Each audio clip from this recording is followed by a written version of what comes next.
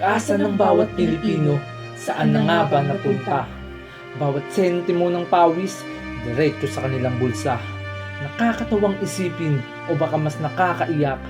Sila ang nasa trono, kaya bayan naghihirap. Ganyan talaga.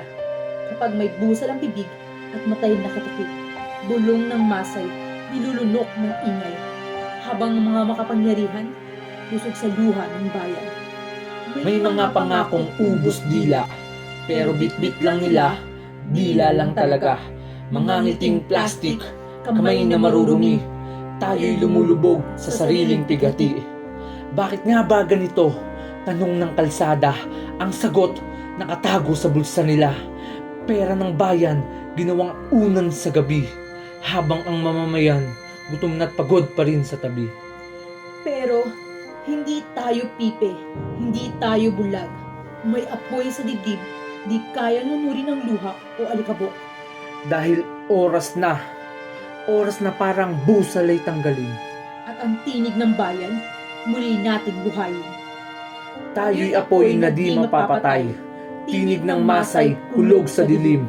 Kapag bumangon ng bayan, walang trono, walang bulsa ang makatatagal.